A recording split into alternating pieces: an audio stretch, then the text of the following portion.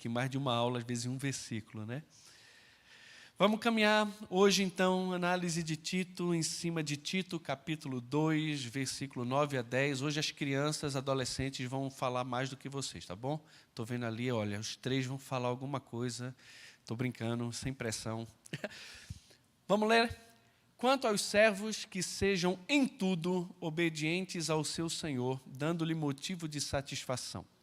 Não sejam respondões, não furtem. Pelo contrário, deem prova de toda a fidelidade, a fim de ornarem em todas as coisas a doutrina de Deus, nosso Salvador. Ok? Vamos lá para o nosso processozinho aí de observação. O que vocês pegam aí do nosso texto, quais as perguntas fazem para o nosso texto?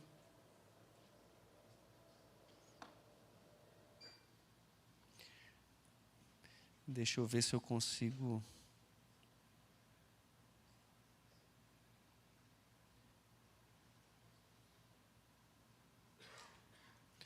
Não consigo. Ou consigo? Ah, consegui. E aí? Quais são as perguntas que fazemos para esse texto? Temos perguntas para o texto? Gente, eu estou feliz. Parece que está bem cheia a nossa sala hoje aqui, hein? Muito bom, muito jóia. Não tem pergunta nenhuma? Está tudo certo? Nenhuma dúvida, nenhum questionamento, nada? Délcio. Servo aqui é um empregado ou é um escravo? Excelente. A quem está sendo dada essa exortação, essa admoestação? O que é servo? É um empregado? Helena? Na sua versão é escravo. Ok. Qual a sua versão? NVT, transformadora. Amém.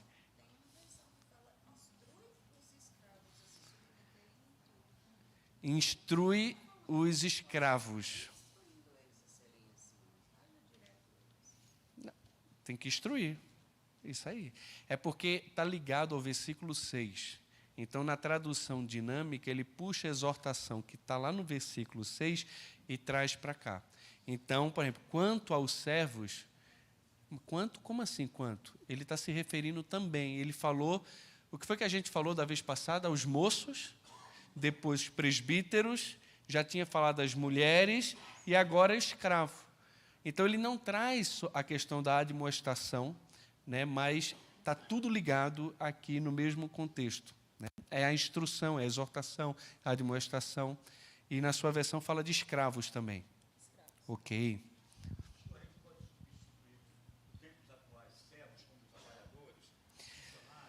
Se a gente pode substituir hoje os servos como os trabalhadores, os funcionários, ok? Talvez sim, talvez seja o mais próximo que a gente tem aqui. E aí vai ser muito legal fazer essa mudança, porque a gente gosta muito de direitos, né?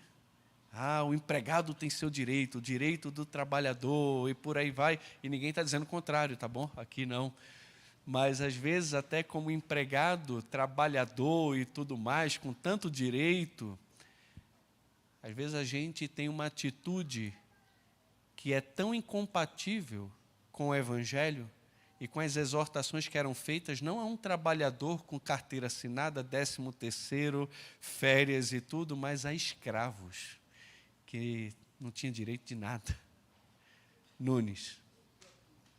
O que é tudo excelente? Boa pergunta.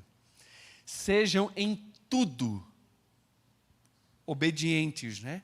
Esse tudo é tudo. Eles devem obedecer em tudo o seu Senhor. O que é tudo aqui? Lohane.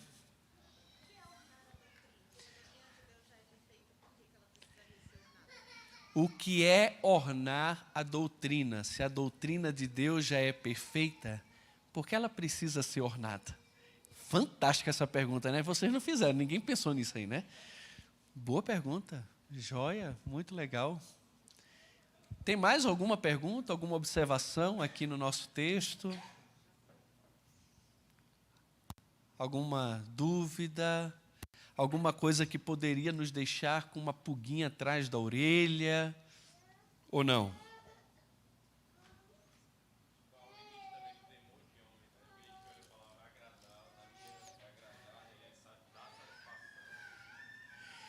Qual o limite do temor de homens? Porque aqui está dizendo que deve agradar, né?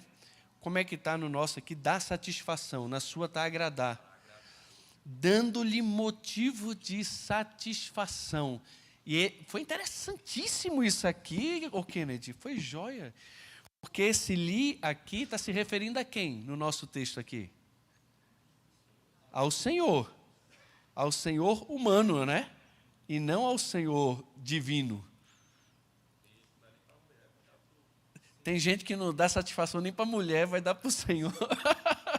Mas olha, é isso aí. Onde vai o limite da satisfação? Eu quero fazer o que eu faço para ser paparicado, é essa a ideia? Pelo chefe, para ser bem quisto por ele. Como isso está acima ou não dessa satisfação a Deus? Agradando-o sem reclamar. É interessante porque vem logo depois o não sejam respondões. Não tem que não furtem, é porque tem um...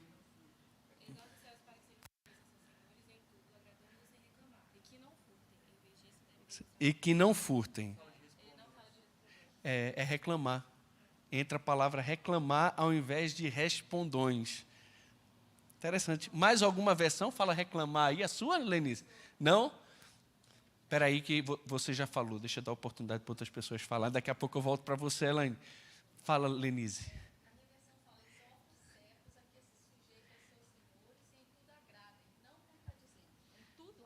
Em tudo agradem. Em tudo agrade. Agora, o que é esse tudo? Será que é tudo mesmo? Sempre, agradar tudo. Fala, Má. Não basta ser fiel, tem que dar prova dessa fidelidade? Boa pergunta, hein? Ele observou coisa que tu não observou, Lorne.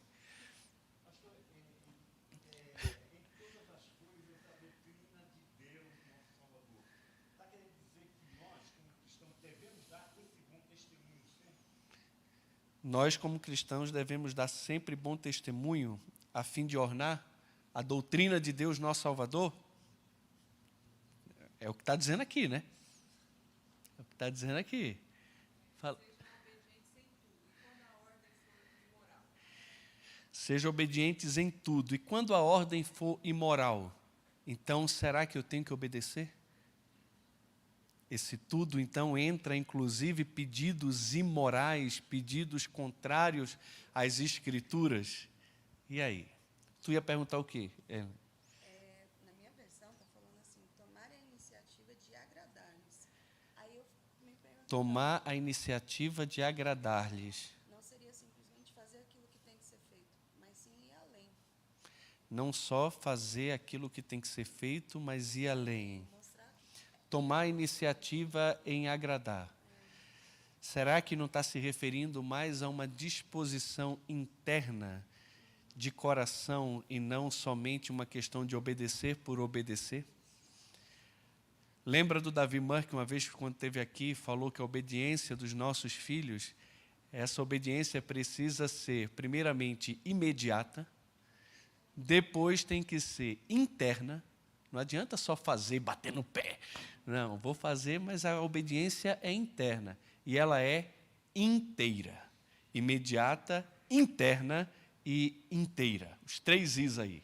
Imediata, interna e inteira. E não é assim que deveria não só ser a obediência das crianças, mas talvez a obediência dos servos também. O Senhor mandou, então Ele mandou, eu tenho que obedecer imediatamente, internamente e inteiramente. e não pela metade. Adriano.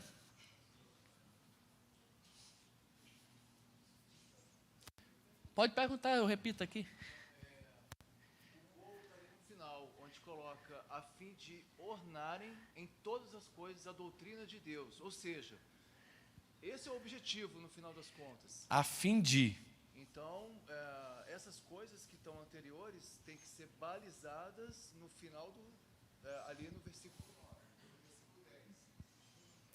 E a fim de ornar em todas as coisas a doutrina de Deus. Ou seja, se for contrário a isso, lá atrás. Está errado. Foi excelente, porque o que você está falando responde aquilo que o Kennedy colocou, qual o limite dessa questão de satisfazer o Senhor.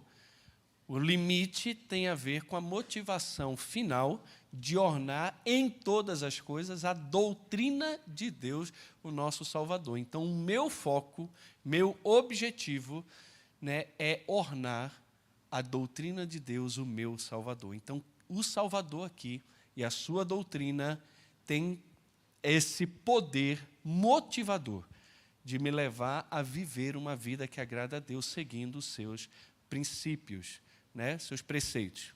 Fala.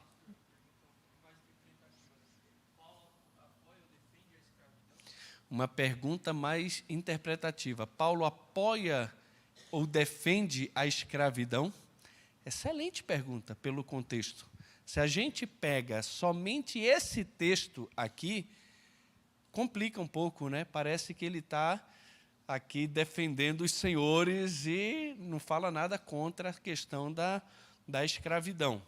Mas, em outras passagens, a gente vê, sim, Paulo não combatendo tanto a escravidão, mas estabelecendo princípios muito claros, onde o relacionamento de senhores com os servos e os servos com os senhores deveriam ser balizados pelo amor, levando em consideração que todos, inclusive os senhores, possuem o Senhor acima deles.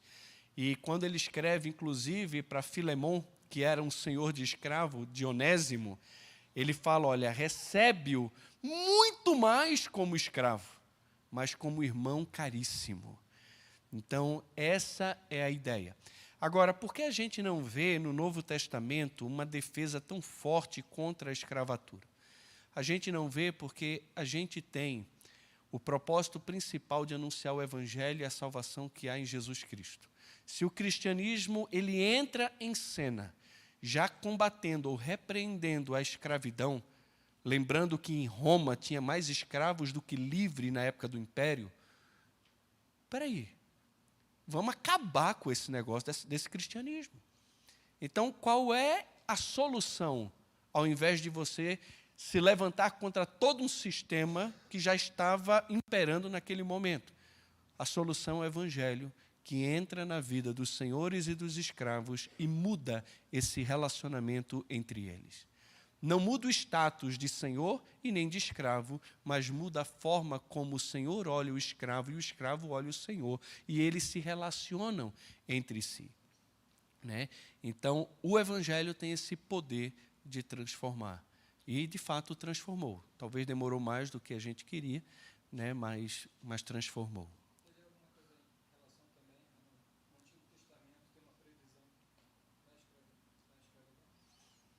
Como é que é? Se tem a ver com o Antigo Testamento, ter a previsão da escravidão. O fato dele não se levantar contra a escravidão nesse momento. Não, acredito que não. Acredito que é muito mais uma atitude de sabedoria, pensando no bem maior do Evangelho e no alcance do Evangelho, do que na disposição de querer mudar um sistema político e uma forma de governo da época, entende? Lembrando que o Evangelho faz isso. Ele faz isso. Inclusive, irmãos, a gente também tem a escravidão na nossa mente, de fato era pesado. A gente tem relatos de muitos escravos que morriam porque perdiam uma corrida, né, que eram lançados, porque quebraram uma taça de cristal de um senhor, e eles eram mortos por causa disso. Mas a gente também tem muitos escravos contadores, escravos médicos. Alguns entendem, inclusive, que o evangelista Lucas, ele era um escravo do excelentíssimo Teófilo, a quem ele escreve. Então, assim, César tinha mais amigos escravos do que livres. Né? Então, assim, muitos escravos tinham uma vida, inclusive, digna. Né? Viviam bem, comiam bem, tinham educação, tinham instrução. Tinham muitos escravos assim. Né? Lembrando, inclusive, a gente vê isso em outros impérios também. Na Babilônia, você vê Daniel, Sadraque, Mesaque, Abdinego, eles eram escravos, literalmente. Com cargos de posição, com honra, mas estavam debaixo de um império. Né? Eles eram servos, escravos, estavam ali contra a vontade deles. José foi escravo. Né? Mas, assim, a Bíblia não apoia a escravidão, né? E, inclusive, se refere aos senhores, dizendo como eles devem tratar os seus escravos. E mostram aos escravos que, antes de quererem uma libertação, né, da sua posição, eles deveriam se ver livres em Cristo, inclusive para obedecer de coração aos seus senhores e honrarem a doutrina e também, né, o nome do nosso Deus. Fantástico. Mais alguma observação aqui? Não?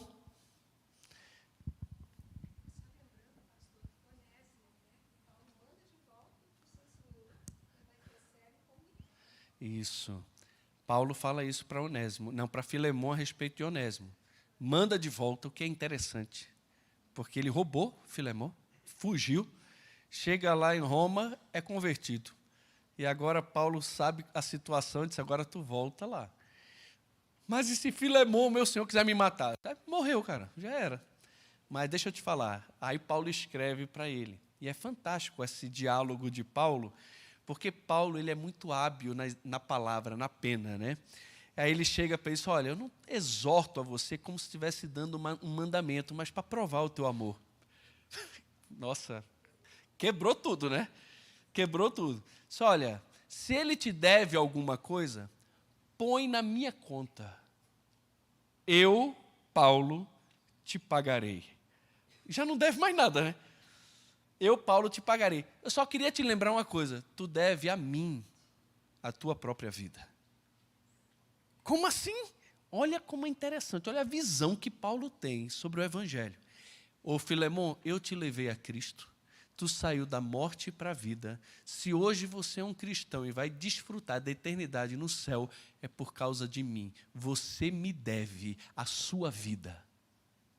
Você tem direito sobre a vida de Onésimo, porque você é o senhor dele. Tá bom, deixa eu te falar, tu me deve a tua vida. Mas eu não quero jogar isso na tua cara, não, já jogando. É mais ou menos isso. Lucas.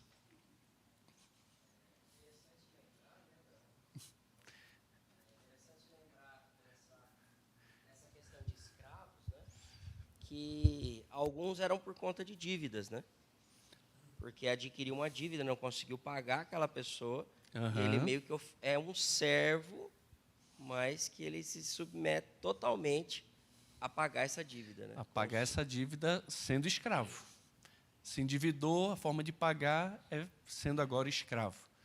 Outros eram escravos pelo prazer de ser escravo. Como assim, pastor? Aí tinha gente que tinha a orelha furada. Lembra no Antigo Testamento o escravo da orelha furada? Quando chegava o tempo da libertação do escravo, se ele não quisesse a libertação, ele furava a orelha dizendo, eu me submeto a ser escravo desse senhor por toda a minha vida. Era isso que devia acontecer no relacionamento do senhor cristão com o escravo cristão. Peraí, esse senhor me trata tão bem que por que eu vou sair daqui? Porque eu quero deixar de ser escravo. Irmãos, tem pessoas que gostam de estar debaixo da autoridade, mas ao mesmo tempo do cuidado de outro. Não tem nada a ver com escravidão, mas eu me lembro quando eu cheguei aqui na igreja, quase 12 anos atrás, e nós fizemos uma reunião com o conselho com os irmãos da igreja de Samambaia. A igreja lá já tinha talvez 25 anos como congregação da nossa igreja aqui. E nós perguntamos, o que é que está faltando para vocês emanciparem? E os irmãos falaram da liderança. Pastor, por que a gente quer emancipar? Tudo que a gente precisa, a Igreja da Asa Norte manda para a gente. Tudo que a gente pede, os irmãos da Asa Norte mandam para a gente. Por que a gente quer emancipar? Entendi. Por que sair da escravidão se aqui, como escravo, eu tenho casa, comida, respeito e tenho tudo que eu preciso?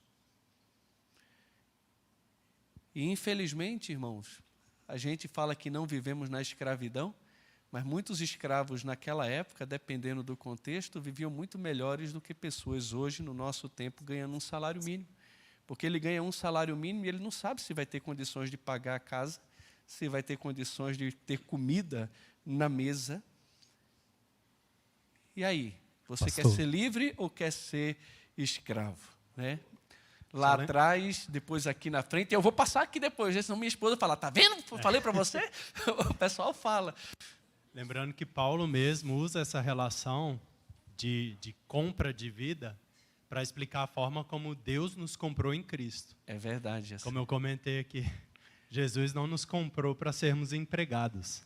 Amém, meu irmão. Ele pagou a nossa vida com sangue para sermos propriedade dele.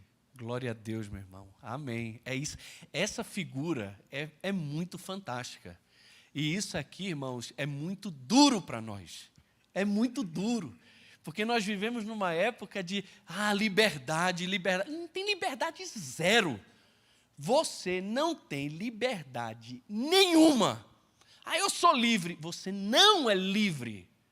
Entenda isso de uma vez por todas. Você não é livre. Eu só faço o que eu quero. Não faz. Você faz o que o pecado que habita em você manda você fazer, ou o que a justiça de Cristo em você te manda fazer. Ninguém vive para si, nem morre para si. Ou vivemos para Deus, ou vivemos para o pecado. Ninguém vive para si, nem morre para si. Você não vive para você, você não é livre. Ou você é escravo do pecado para a morte, ou você é escravo da justiça para a vida. Nós somos escravos. Escravo não tem direito. Escravo não espera recompensa. A recompensa e a alegria do escravo é fazer a vontade do seu Senhor. E o nosso Senhor é Jesus, e essa deve ser sempre a nossa vontade, fazer aquilo que lhe agrada. Aécio.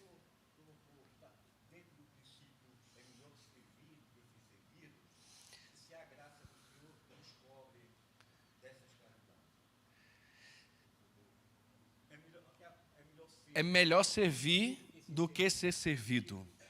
E no caso do pecado, nós somos escravos. O que nos tira da escravidão é a graça? O que nos tira da escravidão, do pecado, é a graça paga pelo sangue maravilhoso do nosso Senhor. E na Bíblia, Paulo usa essa figura de resgate, de compra de um mercado de escravo. É como se Deus, por meio do sacrifício do seu Filho e do sangue derramado, Ele nos comprasse para Ele. Nós somos dele, pertencemos a Ele. Paulo usa essa ideia. Fostes comprados por alto preço. Glorificai, pois, a Deus com o vosso corpo, com a vossa vida. Eu tenho que glorificar a Deus porque eu fui comprado. Eu não sou de mim mesmo, eu não faço a minha vontade, eu fui comprado. Caminhando aqui, irmãos, vamos pensar aqui no fluxo do trabalho. Né? Algumas perguntas vocês já fizeram. O que é um servo? É um empregado. O que a palavra quer dizer? Que deve ser obediente em tudo. A palavra de Deus está autorizando a escravidão? Aí. O que os servos devem buscar e o que devem evitar? O que acontece quando um servo segue esse mandamento? Qual a importância de Paulo falar de Deus como nosso Salvador nesse contexto aqui? Né? E a gente segue aqui, quanto aos servos que sejam em tudo obedientes. A palavra servo aqui é doulos, no grego, que significa exatamente um escravo, um servo, uma pessoa que legalmente pertence a outra e cuja subsistência inteira e finalidade foi determinada pelo seu mestre. E é muito bom quando nós olhamos para as Escrituras e vemos que os apóstolos de Cristo, eles têm alegria, prazer em se autodenominar servos escravos. Olha aí, Paulo, servo de Deus, Tiago, servo de Deus e do Senhor Jesus Cristo, o que é fantástico aqui também, porque Tiago é meio-irmão de Jesus, e ao invés dele trazer isso à tona, ele diz, eu sou escravo de Jesus, do meu irmão. Além disso, ele diz aqui, 2 Pedro 1:1, Simão Pedro, servo e apóstolo de Jesus Cristo. Filemão, 16 aí, recebe como Onésimo, não como escravo, antes, muito acima de escravo, como irmão caríssimo. Irmãos, essa ideia que nós acabamos de falar, escravo. Você não pertence a você, você não tem vontade, você foi comprado, você depende completamente do seu Senhor em todos os aspectos da sua vida, e a sua alegria deveria ser agradar o seu Senhor que lhe comprou. Nós somos escravos. Escravo. E isso é muito forte, não é? Já parou para pensar nisso? Tem um livro do John MacArthur que eu super indico, e o nome é Escravos. É isso, esse é o nome. Ele fala muito sobre essa questão da escravidão e relaciona isso conosco, uma vez que estamos em Cristo e somos escravos de Cristo. O escravo não fica esperando bajulação, recompensa, aplauso, de jeito nenhum. Ele faz o que tem que fazer porque tem que fazer. Às vezes eu acho que a gente se acha demais e a gente esquece da nossa posição em Cristo. Nós somos escravos. Escravo. Tem coisa que é fácil um escravo fazer, tem coisas que é difícil para um escravo fazer, mas ele tem que fazer porque a vida dele é essa. É obedecer àquele que manda. E quem manda é o seu Senhor que comprou por ele. No nosso caso, o preço não foi moeda, prata, ouro, coisas corruptíveis, mas o precioso sangue de um cordeiro sem defeito. Do nosso Senhor, que deu a sua vida em nosso resgate. E é um Senhor amoroso. Já não vos chamo servos, mas amigos. Porque o servo não sabe o que faz o seu senhor. Mas eu tenho vos dado a conhecer aquilo que eu vou fazer. Por isso eu vos chamo amigos. E vocês serão meus amigos. Eu sou amigo de vocês. Eu estou dando a conhecer o meu plano. Mas vocês vão demonstrar que são meus amigos se vocês fizerem o que eu vos mando. Eu sou escravo, mas Jesus me chama de escravo amigo. Que joia! Desse Senhor bondoso, generoso, gracioso, na sua mansão de bênçãos, da sua riqueza, mesmo sendo meu Senhor, Ele me chama de amigo. E às vezes, nessa amizade, até os papéis se invertem. Porque mesmo sendo o Senhor, Ele tem prazer no serviço. Ele veio não para ser servido, mas para servir e dar a sua vida. Ele, como Senhor, se vestiu como escravo e lavou os pés dos seus escravos. O nosso Deus é um Deus servidor. E ainda hoje nos serve. Ainda hoje intercede por nós e cuida de nós e nos ampara. Que espetáculo é isso! Como alguém poderia se recusar a servir um Senhor assim? Não tem jeito. Além disso, diz aqui também que devem se sujeitar. E a palavra, meus irmãos, aqui é tornar-se inclinado ou desejoso em submeter-se a pedidos ou desejos de outros, mostrando tal inclinação. As mulheres devem se sujeitar ao seu marido, Nós devemos nos sujeitar a Deus de boa vontade. 1 Pedro 2,13, sujeitai-vos a toda instituição humana por causa do Senhor, porque não existe nenhuma autoridade que não tenha sido instituída por Ele. Agora, novamente, isso aqui vai entrar a questão do tudo. Será que eu devo me sujeitar a toda instituição humana em tudo? Será que o escravo tem que obedecer o seu senhor em tudo? É claro que esse tudo exclui aquilo que é imoral, aquilo que é ilegal, aquilo que vai de encontro ao seu caráter, à sua palavra. Ninguém tem que se sujeitar a ninguém que nos manda pecar contra o Senhor que está acima de todos os outros. Nossa submissão, sujeição, obediência é, acima de tudo, ao Senhor. Da mesma forma que as mulheres devem se sujeitar em tudo ao seu marido, como diz Efésios capítulo 5, versículo 22 em diante, porque ele é o cabeça da mulher, esse em tudo não inclui pecado. Se o seu marido manda você pecar contra Cristo, é claro que você vai desobedecer o seu marido em obediência a Cristo. Você aborrece seu pai, sua mãe, seu irmão, sua irmã, seu marido, sua esposa, por amor a Cristo. E aquele que não aborrece os outros por amor a Cristo não é discípulo de Cristo. Nossa submissão, acima de tudo, é ao Senhor. Eu me lembro que, quando eu me converti, lá na nossa casa, em Recife, com telefone fixo, né, tocava o telefone, não tinha celular, esse negócio, a pessoa ia lá, né, atendia, alô, queria falar com o Elmi. Ah, tá bom, peraí, 2 segundinhos. Elmi, telefone. Não era assim? Era assim, a gente ia lá no telefone, né? Ninguém faz mais isso. Mas na época, minha avó, minha mãe, o pessoal tinha o hábito de dizer, diz que eu não estou não. Ah, irmãos, eu disse, agora eu não posso dizer isso, que eu me converti, eu não posso mentir. E aí, eu falo o quê? Que a senhora está dizendo que não pode ou a senhora vai vir atender? Porque dizer que a senhora não está, eu vou dizer que a senhora não quer falar. Ou não pode falar agora porque não quer, ou qualquer coisa. Mas dizer que a senhora não está, eu não vou dizer. Porque aí eu vou estar mentindo. E eu não vou fazer isso. E aí, me tornei chato, né? Mas é isso aí. Me tornei escravo. Radical. Porque agora eu tenho um Senhor que eu tenho que obedecer. Acima da minha mãe. Fazer o quê?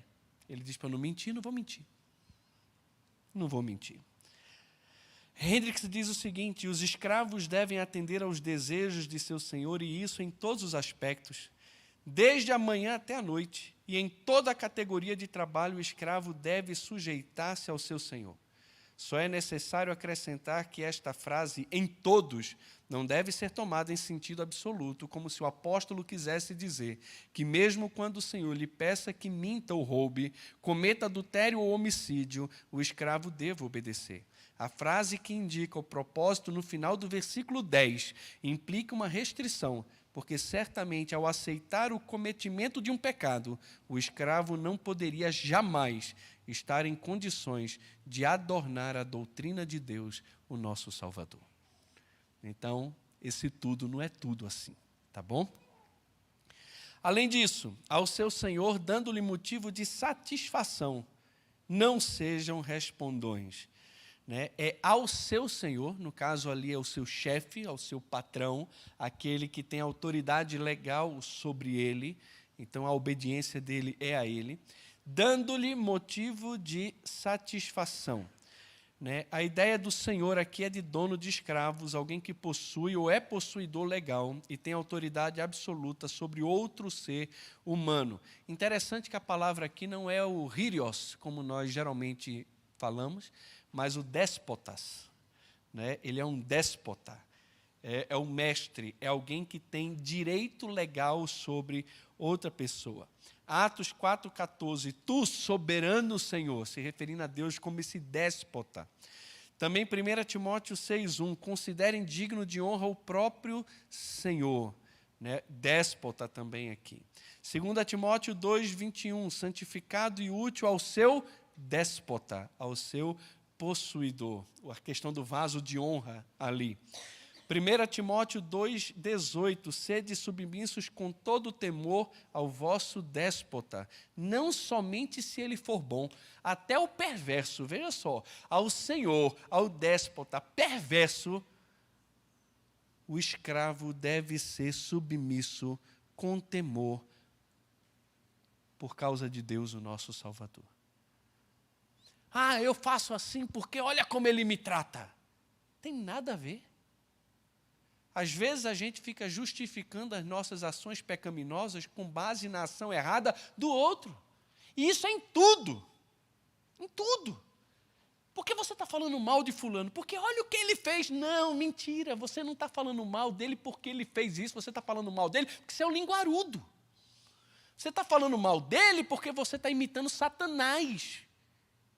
Diabolos, que é falador, acusador, aquele que levanta intriga. Para! Você está pecando porque você é um pecador, e não por causa do outro. Por que você trata mal o seu senhor, o seu empregado? Por que tu fala mal do teu patrão, do teu chefe, da tua empresa? Porque olha como eles me tratam. Sejam submissos com todo o temor ao vosso Senhor, não somente se ele for legal contigo. Está dizendo se ele for perverso, na verdade, se ele fizer um mal contra você, você deve se sujeitar com temor. Porque fazer isso adorna a doutrina de Deus, o nosso Salvador. Que coisa difícil, né? Mas é o padrão bíblico. Esse é o padrão bíblico. A esposa, a gente está brigado assim, eu não estou falando muito com ele, porque... Não, você não entendeu. Não é ele que está forçando você a viver desse jeito, é o pecado que habita em você que está levando você a agir dessa forma. Ninguém pode te impedir de agradar ao Senhor, somente você pode impedir você mesmo de agradar ao Senhor, o pecado que habita em você. Você pode sempre responder o mal com o bem. E esse é o chamado do cristão, é vencer o mal com o bem. A mim me pertence a vingança, eu é que retribuirei, diz o Senhor. Pelo contrário, se o teu inimigo tiver fome, dá-lhe de comer. Não é simplesmente não se meta com ele, deixa ele viver a vida dele. Não, dá-lhe de comer. Se tiver sede, dá-lhe de beber. E por quê? Porque fazendo isso amontoarás brasas vivas sobre a sua cabeça. Não te deixes vencer do mal, vence o mal com o bem. O cristão tem que fazer o bem. Ele é chamado a fazer o bem, ele é capacitado por Deus, pelo Espírito, para fazer o bem. O escravo que tem o Espírito de Deus na vida dele, independente se o Senhor é bom ou mau, ele deve se submeter ao Senhor por causa do temor de Deus, tendo em vista a doutrina e o ornamento dessa doutrina. Presbítero Daniel. Não, pastor, você estava falando, né? Eu ia só pontuar que no contexto de Pedro ali, quando ele fala do escravo e logo ele coloca Cristo, que ele vai mostrar o exemplo do nosso Senhor, que a gente poderia falar, não, mas isso é difícil demais, isso é duro demais. Aí ele vem com Cristo, que sofre tudo por nós. Então, a gente não tem nem argumento, não tem como fugir, né? Não tem. Além disso, também diz que tem que ser agradável, dando um motivo de satisfação. Dar prazer, satisfação, talvez em um grau maior do que o habitual. Romanos 12:1 diz que nós devemos ser agradáveis a Deus, o culto agradável ao Senhor. Também 2 Coríntios 5:9, nos esforçando para lhe sermos agradáveis em tudo, ser agradável a Cristo.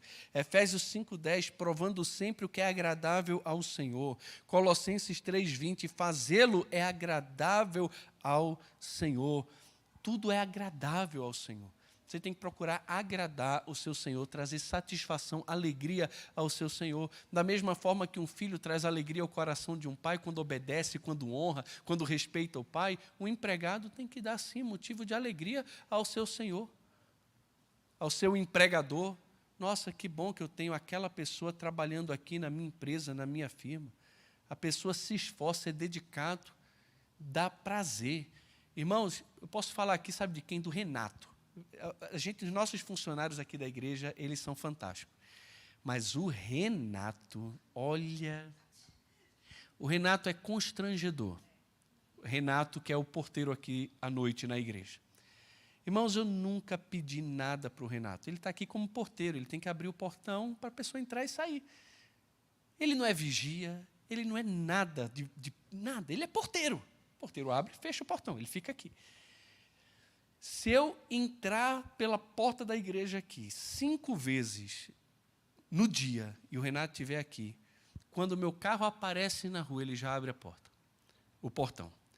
Eu entro, vou lá para a minha casa, o Renato vai acompanhando o meu carro, ele chega até lá em casa, enquanto eu não bater a grade e subir, ele não sai de lá. Eu entro, ele volta.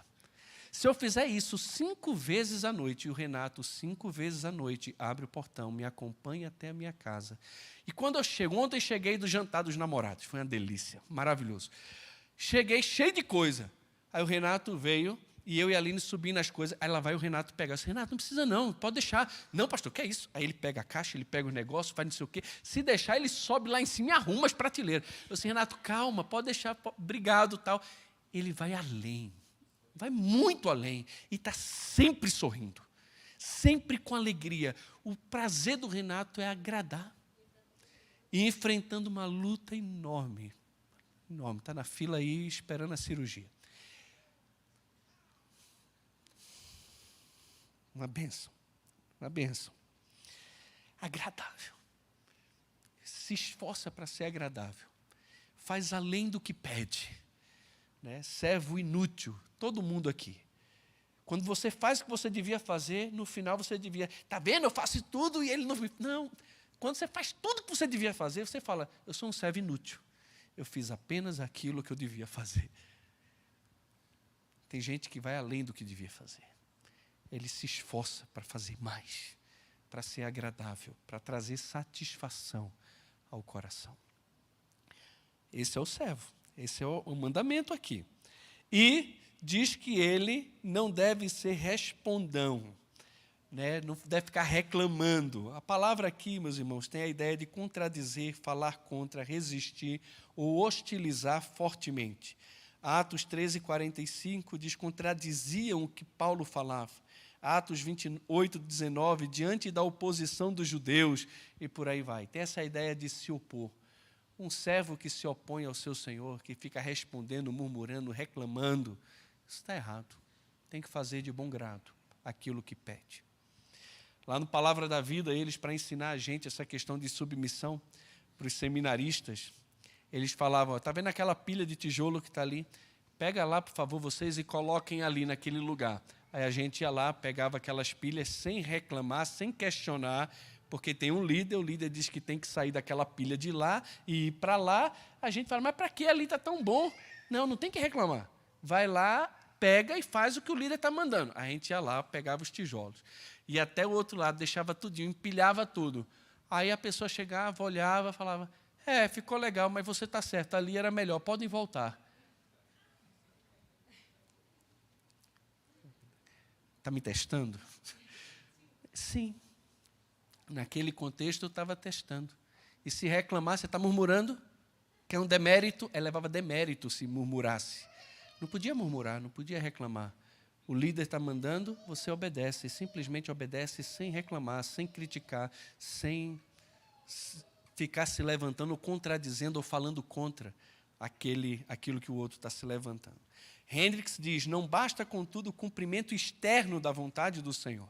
Também é proibido defraudar, murmurar secretamente. Uma disposição mal-humorada jamais logrará a conquista de uma alma para Cristo. Os escravos, pois, devem ser solícitos por agradar, ter boa disposição. O aspecto negativo de ter a disposição de agradar é não retrucar. Este composto de anti aparece 9 vezes no Novo Testamento. O substantivo cognato ocorre em 4 passagens. Embora o sentido básico seja o de retrucar, ele às vezes comunica matiz de desobediência ativa, resistência, rebelião, porfia. Então, não se rebele. Não se rebele.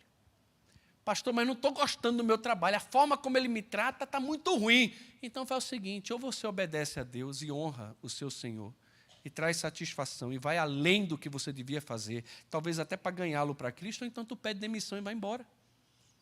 Agora, não dá para ficar murmurando e reclamando, nem na língua, e principalmente no coração. Porque se falou, é porque no coração o negócio aí já está contaminado. Minha esposa chegou um dia para mim e disse, nossa, está muito difícil o contexto do meu trabalho lá. Eu disse, então vamos começar a orar pela sua chefe lá, né? Ela disse, não, mas eu não estou falando mal, não estou. Senão a questão não é falar mal. A questão é fazer o bem. Não é só deixar de falar. Veja só, veja o padrão, irmãos.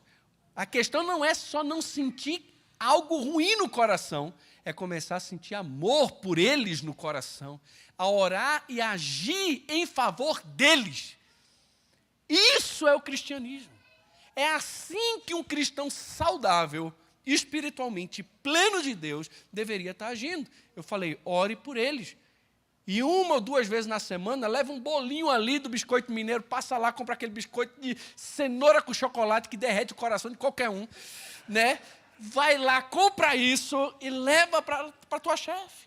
Eles falam mal de cristãos, eles falam mal de pastores, eles falam mal de igreja, eles falam mal do evangelho, sabendo que você é esposa de pastor, para te ferir. Sabendo que estão te ferindo.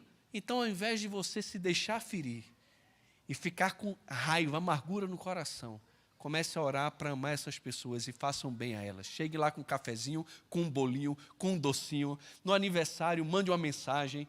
Vá além. Não se deixe vencer pelo mal.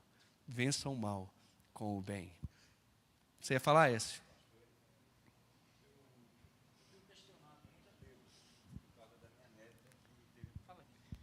Eu tenho questionado muito a Deus por causa da minha neta, que sofreu paralisia cerebral no nascimento.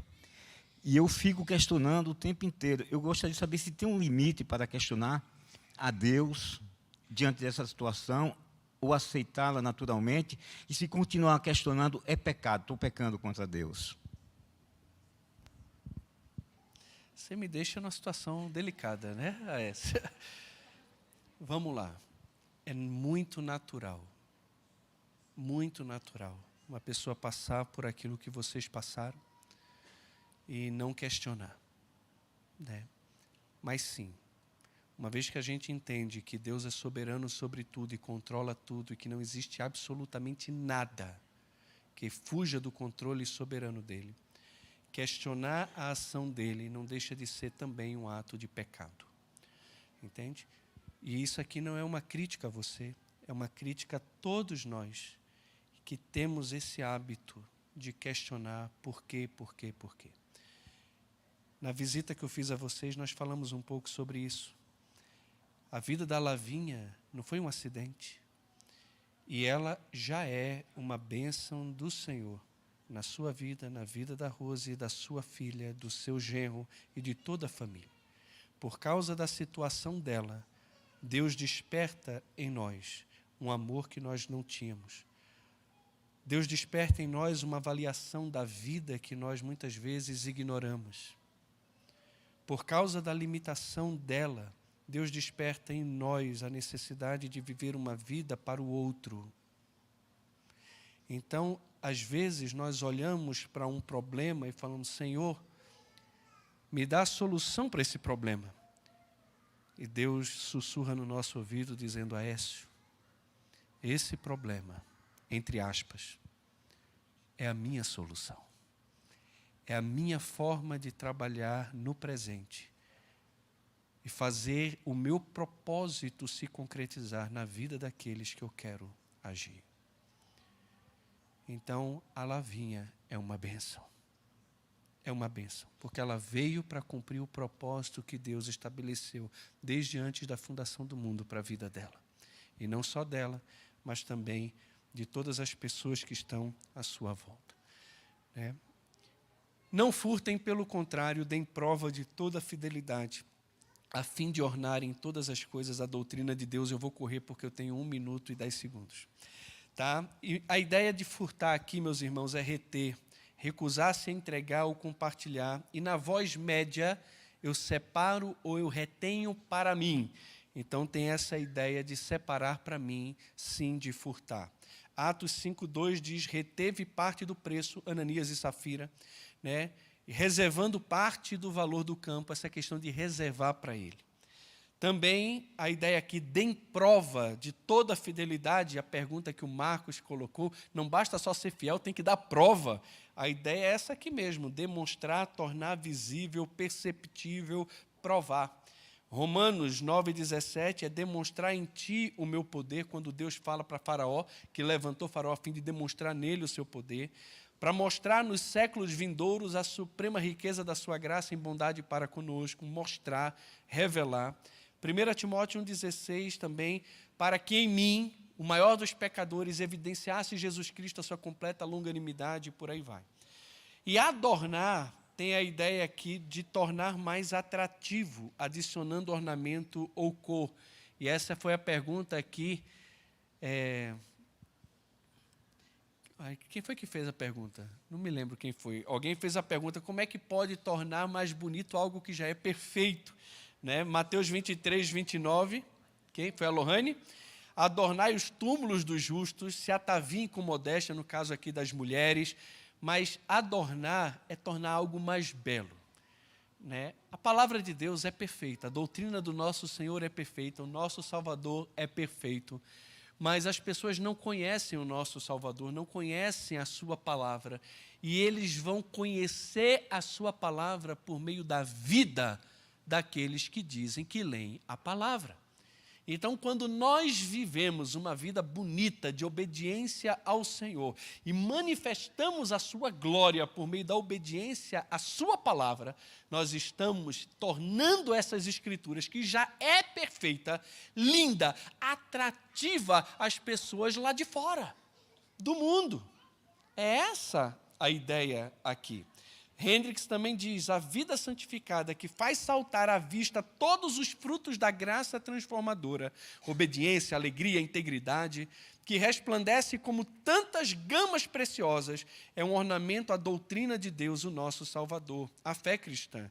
Ela levaria os senhores à exclamação, se a religião cristã age assim, até mesmo em relação a escravos, então deve ser algo maravilhoso. Calvino diz, essa exortação nos estimula profundamente quando somos informados que, por meio de uma conduta honrada, adornamos a doutrina de Deus, a qual é o reflexo da sua glória. E o que vemos suceder com frequência, precisamente como, em contrapartida, nosso viver ímpio nos traz ignomínia, visto que ela, a doutrina, é geralmente julgada à luz de nossas obras. Mas ainda temos que observar o seguinte, que Deus se digna receber um adorno por parte dos escravos, cuja condição era tão humilde e miserável que quase nem eram reconhecidos como seres humanos.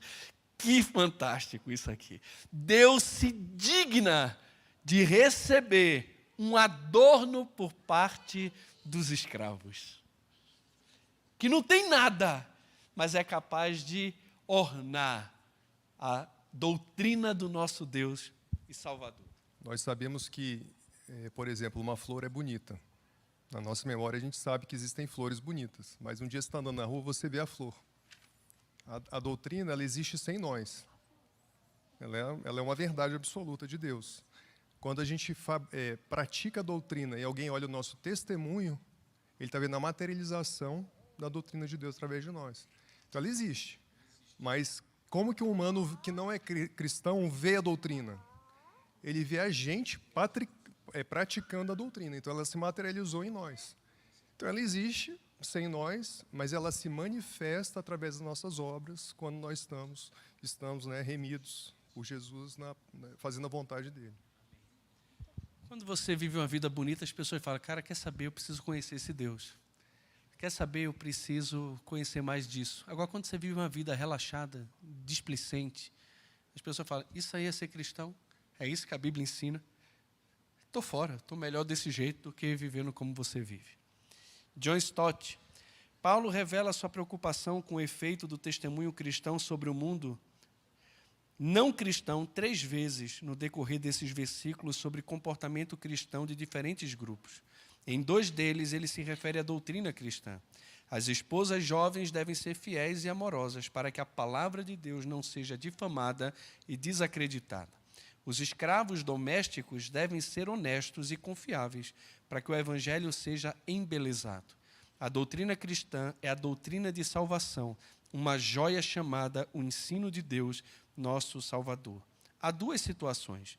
Não damos evidência da salvação, nesse caso, a joia do evangelho é ofuscada, ou damos boa evidência da salvação por meio de uma vida notoriamente salva, e nesse caso, a joia do evangelho brilha com mais esplendor.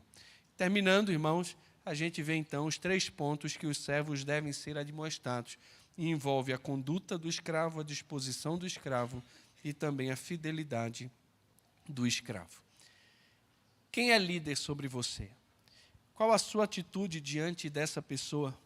Sua disposição interna do coração é de agradar os seus líderes, patrão, senhores, chefes? Você evidencia que é uma pessoa fiel? Você tem usado a sua língua para murmurar ou para falar das grandezas de Deus e ornar a sua doutrina? Pense nisso. Vamos orar?